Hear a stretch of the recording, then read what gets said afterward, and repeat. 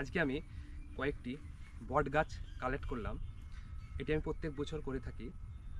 আমাদের একটা বিষয় দেখেছি, আমাদের আশেপাশে বিভিন্ন ধরনের পুরনো বাড়ি এবং অনেক দিন ধরে একটি পরিত্যক্ত হয়ে পড়ে আছে একটি জায়গা, কোনো বাড়ি কিংবা কোনো প্রতিষ্ঠান, শিক্ষা প্রতিষ্ঠান, সেই সব জায়গাতে দেখবেন অনেক বট গাছ এবং অশ্বত্থ গাছ দেওয়ালেই হয়ে থাকে। অনেক পাখিতে বীজ ফেলে এবং সেখান থেকে গাছগুলো হয়ে যায়, কিন্তু সেই গাছগুলো কিন্তু বড় হয় না, কারণ অনেকেই নষ্ট করে দেয় এবং না হওয়াটাই স্বাভাবিক, একটি দেওয়ালে গাছ হবে না।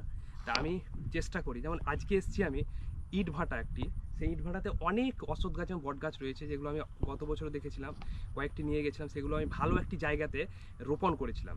তাই এই অরণ্য সপ্তাহে এই একটি নতুন উদ্যোগ আমার নিয়েছি একটি, সেটি হচ্ছে প্রত্যন্ত যে জায়গাগুলো রয়েছে যেখানে দেওয়ালের ধারে হয়তো বট গাছগুলো ঝুলছে, অশ্বত্থ গাছগুলো ঝুলছে, সেগুলোকে আমি কালেক্ট করে আমি একটি ভালো জায়গাতে রোপণ করি। কারণ গাছগুলো নষ্ট এমনিতে হয়ে যায়, তার জন্য চেষ্টা করি যাতে ভালো কোনো জায়গায় যদি আমি রোপণ করি তাহলে সেই গাছটি যদি হয়ে ওঠে।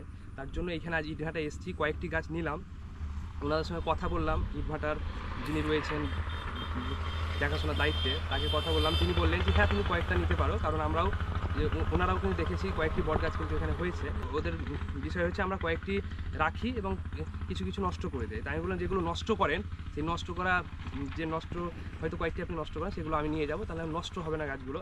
তাহলে যাই হোক, আমি চেষ্টা করলাম আজকে, আপনারাও চেষ্টা করবেন যেসব পরিত্যক্ত জায়গাতে অনেক শিক্ষা প্রতিষ্ঠান রয়েছে, পুরনো বহু দিন থেকে পড়ে আছে, সেখানে এই বট গাছগুলো কিন্তু দেওয়ালে এবং বিভিন্ন ফাঁকা জায়গায় হয়ে যায় এবং সেগুলো কিন্তু নষ্ট হয়ে যায়। সেগুলোও আমাদের চেষ্টা করতে হবে সেই বট গাছগুলোকে রোপণ করার জন্য ভালো একটা জায়গা ঠিক করা, সেখানে রোপণ করা, কারণ গাছ আমরা নষ্ট হতে দেবো না।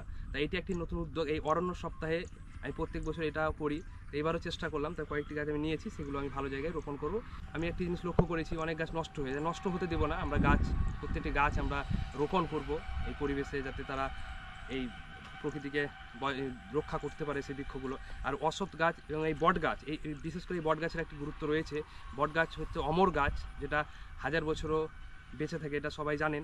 তাই এই বট গাছটা সত্যি একটি যদি আমরা সেটাকে বড় করতে পারি, তা আমাদের কাছে আমরা ধন্য হয়ে যাব। তাই এই বট গাছ এবং অশ্বত্থ গাছ এভাবে কালেক্ট করে আমরা রোপণ করতে পারি। এটা একটি সহজ পদ্ধতি, যে পদ্ধতিতে আমরা গাছ বাঁচাতে পারবো এবং সেই গাছটি আমরা রোপণও করতে পারবো। ধন্যবাদ। আজ এই অরণ্য সপ্তাহে আপনারাও এগিয়ে আসুন, বৃক্ষরোপণ করুন, বীজ রোপণ করুন, প্রকৃতিকে বাঁচান, প্রকৃতিকে ভারসাম্য বজায় রাখার জন্য আপনারা সহমত হয়ে এগিয়ে আসুন।